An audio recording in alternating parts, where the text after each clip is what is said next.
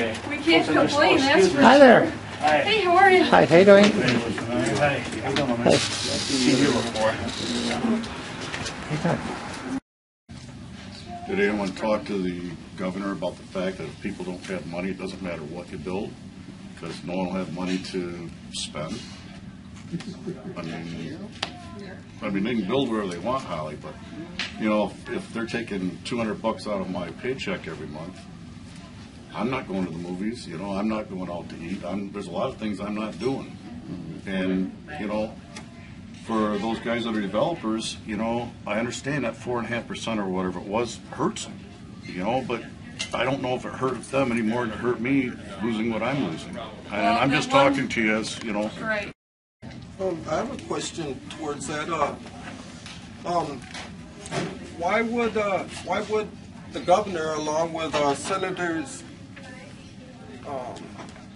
why would the governor go ahead and produce referendum-proof laws to people that, first they're going to tax the baby boomers right out of existence, and the baby boomers have no choice in the matter. They can't say no, we're not going to do it, because it's all referendum-proof. You know, that's pretty dirty, I think. Referring to exactly? Well, so far this year, the governor and certain representatives have pushed through referendum-proof laws. And the people cannot turn them over no matter what. Even if 100% of Michigan voters said, no, that's wrong, you know, they have no recourse. Referendum proofing, I think is just very undemocratic. There's a lot of areas where we could actually help some of our people that's not being done right now. And that's one of those areas is our veterans. Right now we're 53 out of 50 states for getting benefits back federally. That's 1.4 billion that we're missing out on, but yet we're number 11 in supplying people who, with people who actually serve our country. So we've been working on legislation to try to help our veterans. We're not a certified state. I'm not sure why the previous administration didn't make us a certified state. It takes 6 months to 2 years to become certified. And if you look at the difference in what we need to do for our vets, actually Muskegon County is a great example of what to do for our veterans. Actually, we've had Dave Ealing come down to testify in front of the House and Senate Appropriations for Veterans Affairs. We don't even have an 800 number for our vets. And we're processing more vets. We're doing it right in Muskegon. Sometimes we're the underdog, which makes us work a whole lot harder. And actually, we're an example for the state of what we're doing. We're actually helping more veterans in Muskegon than we are in Ottawa County because our center is here. And if it weren't for Dave Ealing, we wouldn't be doing some of the things that we need to do. The difference between what's happening right now with our vets and what's happened with our vets before is in World War II, everyone that we lost, we got one back.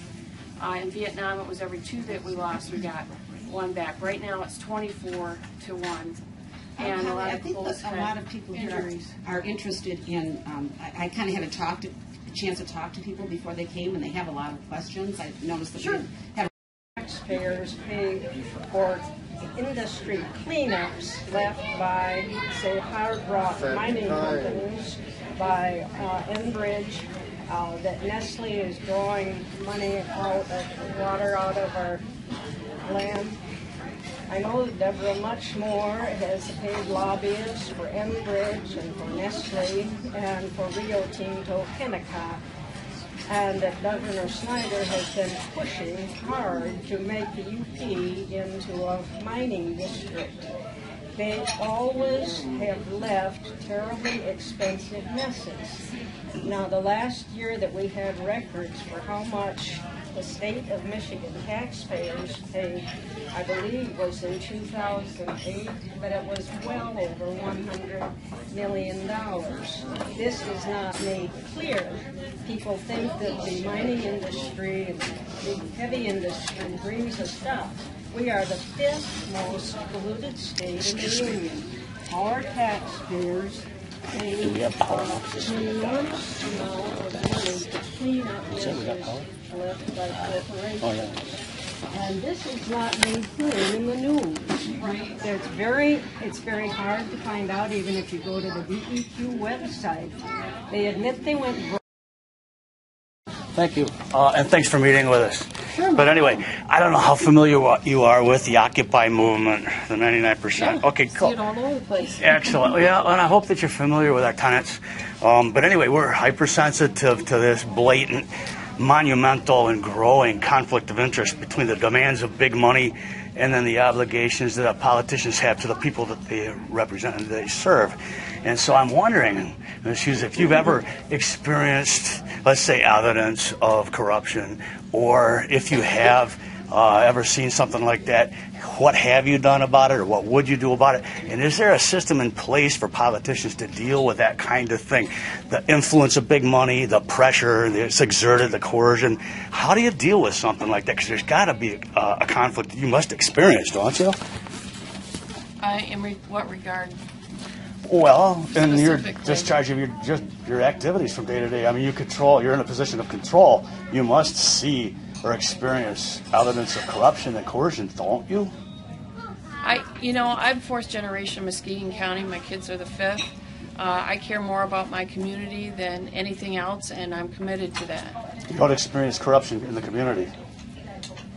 I don't know what you're referring to, but The influence of money over your obligations. Campaign finance. For instance, like you, when you ran for office, you told us you were concerned about the environment, and then just Right. recently, you got a 0% rating. You know what corruption possible 100% from Clean Water Action, and that lends us to believe that maybe with Farm Bureau giving you endorsement and giving you Does money, that maybe just that not swayed you exist? more than the people. no, who I live don't here. think so. I think my record is solid on fighting for the environment. I've worked on Hooker Chemical, DuPont, Coke Chemical. But how about your the voting Zephyr- record? I guess I'd really like to We get an got- answer to my question, if I could. Oh, okay, Have you sorry. ever Zephyr. experienced evidence of corruption? And if you I- have, what have you done about it? Not on the legislature. I've not Is seen it there a personally. system in place to deal with corruption, or is that something we can just presume doesn't exist? Well, it probably does exist, but I've You not haven't seen seen it, it. witnessed it Thank you. myself. That answers my question. Okay, and Zephyr, Of bills, well, let's say, let's take one, let's say the taxing of the baby boomers' pension. Would you be willing to agree to rescind all referendum-proof laws that were approved this year, just so that the people could? I would like Have to a see say that so. gone, if at all possible. Are you I'd like familiar to with see it House gone. Joint Resolution W? What does that mean? It was introduced in May, and it makes an amendment to our Constitution to prevent all referendum-proof laws. For anyone who doesn't know, referendum-proof laws are when they add a little budget to, that we have an amendment to for brochures or something, 500 that bucks. says we can't vote out laws that were part of the state budget. And that was to protect our budget, so that we didn't vote in and out laws in our budget and stuff. But they're adding, they have had 4 controversial laws you have voted for, and they are referendum proof by just adding a little budget for flyers or for cards or something. That allows us not to vote those out, and they're definitely laws that people would have voted out. So House referendum? House Joint Resolution W is something that will prevent this. It makes an amendment to the Constitution. It was introduced in May, and it's been sitting in Government Operations Committee since then. So I'd like to see you research that and get that going, because we, the people, don't want our laws referendum-proof. Exactly. We really don't. We really feel strongly about it. Republicans and Democrats alike. People. And the pollution thing, I mean, the thing is, the corruption issue, you're talking about these companies are supporting candidates so that they don't vote against these laws, so they don't bring in protections for us. That's the corruption we're talking about. Well, We that's need some to of get it. that, you know, I mean, yeah, that's one issue of it, you know. There's more. So, Michigan, which is surrounded by water. Do we like fracking is safe to do in a state that is so surrounded by water? If they're going to injection well things, that's a problem. That happened at Hooker and also at DuPont, where we had a lot of health issues. That was one way to get rid of their waste is injection well, and they put a lot of bad stuff in from Hooker Chemical, which was actually they were making insecticide and that kind of thing. And if you think about that, it's not a good thing for bugs. It's not a good thing for us.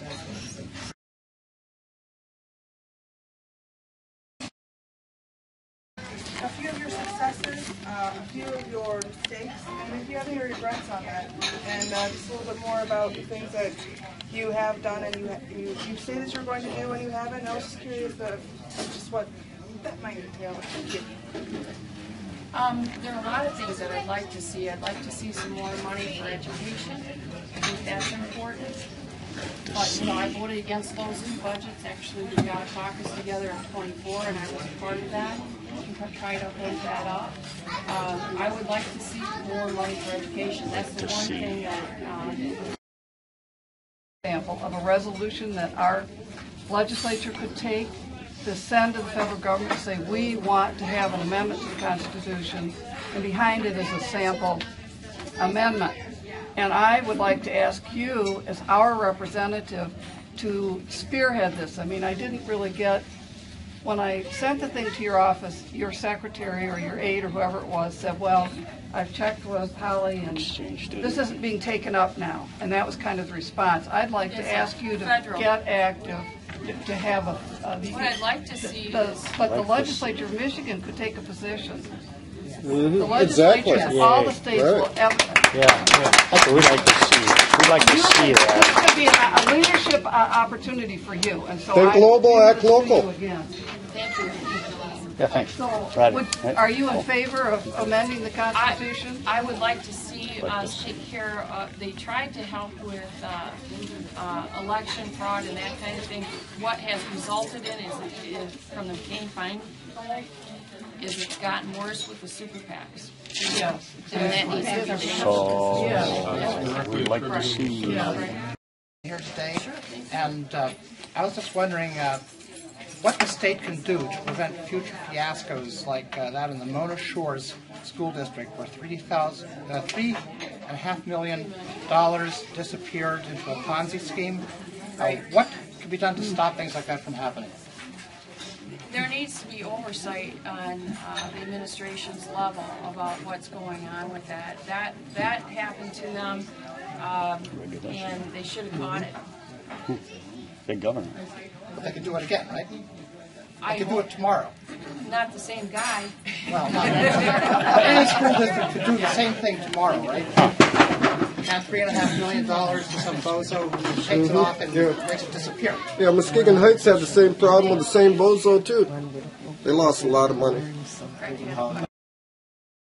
Kate's had her hand up for quite a long time. I'm here today representing public health in Muskegon County. I can't hear you. I'm the fetal infant mortality review coordinator for public health, and I went to the governor's infant mortality summit last fall, and out of that, I had some really strong recommendations based on the data that I've collected going back to 2006 on every infant and fetal death that's occurred in Muskegon County. And I sent you a letter. And I spoke to somebody in your office. I very much want to meet with you about some of the recommendations that I have. And I haven't heard back. So I was wondering if you can make a commitment today to meet with me. Oh yeah, absolutely. Absolutely. They should have set up a meeting a long time ago. Yeah, I called and I talked to you. I'm the March of Dimes Lake Shore chairperson. Actually was over at the Hackley Community Center and also the one on Getty Street. They were able to get some grants. I actually brought in the March of Dimes coordinator last year because we got a $25,000 grant for community health, and then facilities. I'd like to know what your understanding is of the 9/11 Truth Movement. In what regard? Are you familiar at all with the 9/11 Truth Movement? I'm familiar with 9/11 and a lot of different things and different theories about 9/11. Is that what you mean? That's as far as it goes? You've answered my question. Thank you. Question? You've answered it. Thank you. I'd like to know, there's three been passed so far, fourth is underway, to prevent us from going under referendum.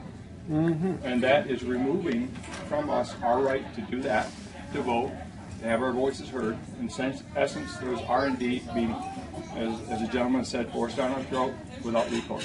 Yeah, from democracy to autocracy. It's really wrong. Yeah, it's a trick. Yes, trick, right. I think it's fascism. Fascism, right. Right, to change laws. I think it's just a wrong practice. Would you be willing to represent the people in your district? Would you be willing to take that up? Whenever you have a policy and you want to support something and you have appropriations to it, it has to pay for what you're trying to do in government. But you can pass it. Sometimes separate approach. Oh, that locks it up. It depends on what it is. You always have approach backing up whatever policy you have. For example, each committee, whether it's education or veterans affairs or what have you, there's a separate committee that's approach. You have your bigger approach committee, and then you have your subcommittees for approach that handles prisons, education, different things. So it's always backed up by approach legislation for whatever you're doing. Policies usually are separate. They are separate bills, but when you do set a policy to send every kid to school, you got to have appropriations to support it. But you can Yeah, well, if you have the bill, that's fine, but if you're going to appropriate something, why not have that separate? Why put it in together so that we as citizens have no choice? Well, in this case, that's not what's happening, though. You would think so. the auto no fault law. We would think so. Budget appropriations, not for small appropriations like this. You're going against the spirit of our Constitution, and you're going against the will of the people by doing this, and this is becoming a common practice. This past year, 4 laws, which were controversial and would have had a referendum, were put little budgets in so that they couldn't have a referendum. Shame. This is not good.